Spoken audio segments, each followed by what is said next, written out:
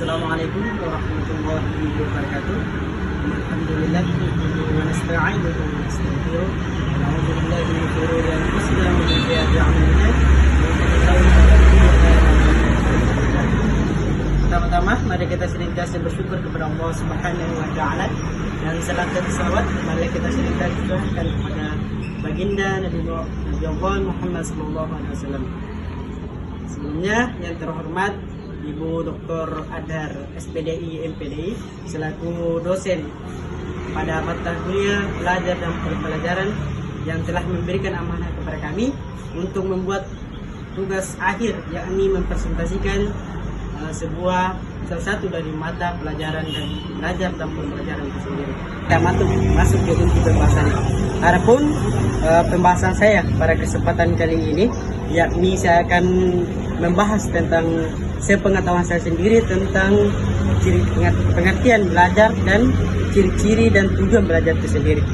Nah, sebelum masuk ke inti pembahasannya, perlu kita ketahui bahwasanya belajar dan pembelajaran adalah salah satu metode atau metode yang diajarkan oleh Ibu Dr. Adhar sendiri untuk memahami kepada seorang pelajar mahasiswa dalam memahami tentang pengertian dan ciri-ciri dan tujuan belajar itu sendiri.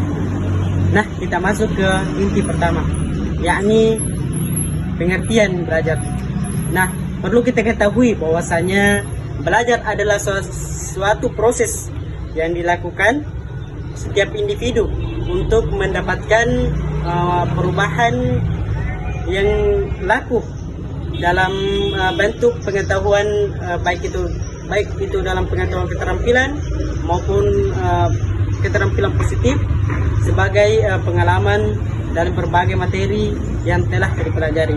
Jadi ketika kita ingin membahas tentang pembelajaran, ada sebuah pokok inti yang dilakukan, yakni apabila seorang individu ingin melakukan pembelajaran, maka dia harus mendapatkan perubahan di dalam hidup mereka, baik itu dalam keterampilan maupun pengalaman itu sendiri.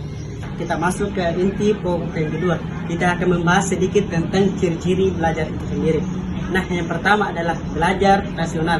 Yang dimana belajar rasional ini adalah satu proses belajar yang menggunakan kemampuan individu untuk berpikir untuk memecahkan suatu masalah. Dan yang kedua adalah belajar abstrak, yang dimana ketika kita menggunakan belajar abstrak adalah salah satu proses yang digunakan berbagai cara berpikir untuk memecahkan masalah yang tidak sama.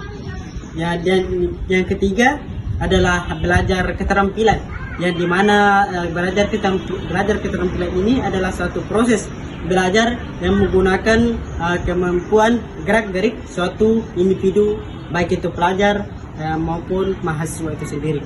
Dan yang keempat adalah belajar sosial, yang mana belajar sosial itu adalah suatu proses yang dilakukan oleh seorang siswa untuk memahami berbagai masalah, baik itu dalam cara penyelesaian masalah itu sendiri maupun menjermu atau membuat masalah itu sendiri. Jadi pokok yang kelima adalah belajar kebiasaan. Jadi yang dimana belajar kebiasaan adalah satu proses yang dilakukan untuk membentukkan atau perbaikan kebiasaan ke arah yang lebih baik. Jadi belajar kebiasaan ini adalah salah satu belajar atau proses belajar yang dilakukan oleh salah satu pelajar mahasiswa untuk melakukan gerak-gerik atau kebiasaan mereka ke arah yang lebih baik. Terus yang terakhir adalah belajar pemecahan. Jadi adalah dalam suatu konsep belajar pemecahan adalah ketika seseorang atau mahasiswa ingin menggunakan metode ini, maka para mahasiswa itu akan melakukan proses pemikiran yang sistematika, teratur dan teliti, atau dalam konteks mereka perlu memperdalam ilmu mereka yang teratur dan teliti agar mereka dapat memahami belajar dan dapat menetapkan arti dari belajar sesungguhnya itu sendiri. Nah, kita lanjut. Nah, kita masuk ke inti pokok pembahasan yang terakhir adalah kita akan membahas tentang tujuan belajar itu sendiri. Nah, perlu kita ketahui bahwasanya tujuan belajar adalah salah satu metode pengembangan pengetahuan, memperbaiki cara berpikir mahasiswa, baik itu siswa maupun mahasiswa, dalam dalam sistem berpikir. Belajar memang lebih populer dilakukan oleh seorang siswa. Karena mengapa? Meski dalam demikian sebenarnya belajar adalah suatu metode yang dilakukan di mana saja dan kapan saja kita melakukan dalam proses belajar itu sendiri. Jadi yang dimana salah satu ilmu hadiah yang bernama Wakel yang dirilis tahun 2009 yang mengatakan bahwasanya tujuan belajar adalah salah satu aktivitas mental atau psikis yang berlangsung dalam interaksi aktif dengan lingkungan, menghasilkan sejumlah perubahan yang relatif dalam konstan maupun berbekas. Jadi beliau ini mengungkapkan bahwasanya belajar adalah salah satu metode aktivitas yang dilakukan untuk menghasilkan sejumlah perubahan. Jadi ketika kita berbicara tentang perubahan adalah salah satu metode yang dilakukan oleh suatu mahasiswa untuk menuju ke jenjang yang lebih baik lagi.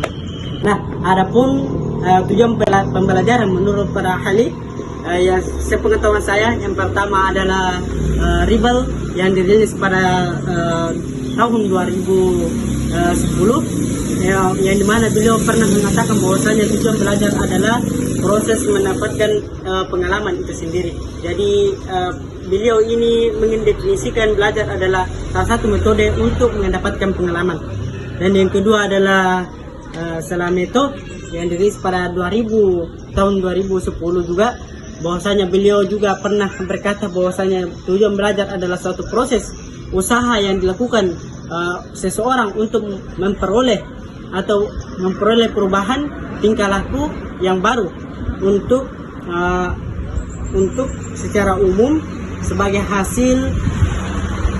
hasil pengalamannya sendiri dalam interaksinya dengan lingkungan. Dan yang ketiga adalah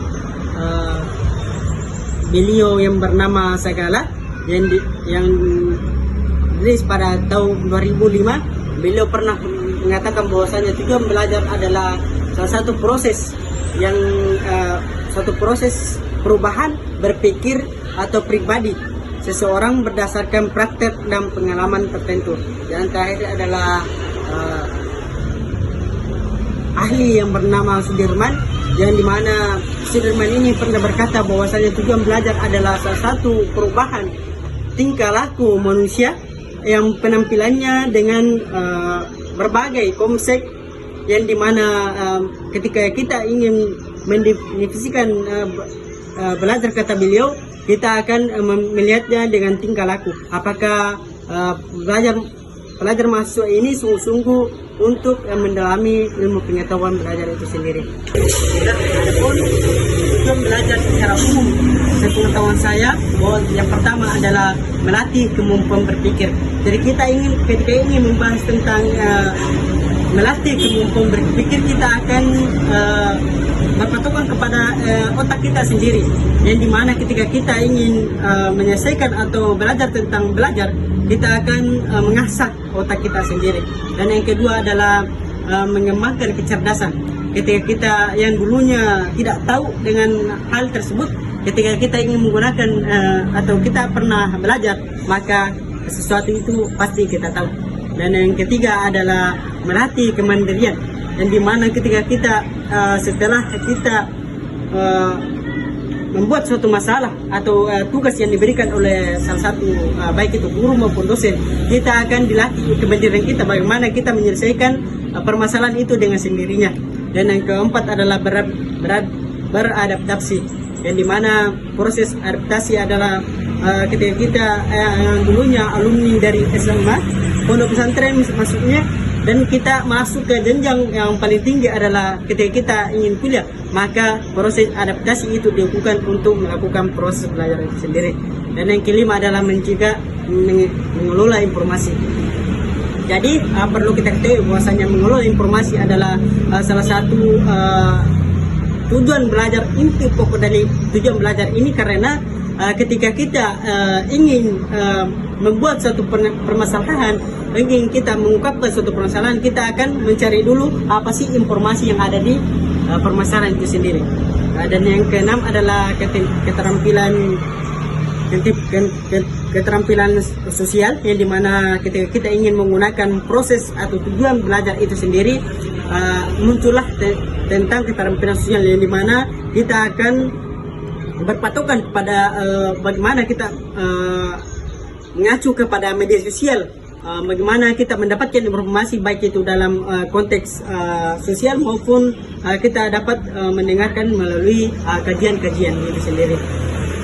Mungkin itulah materi yang saya sempat paparkan pada kesempatan kali ini tentang pengertian, ciri-ciri, dan tujuan belajar.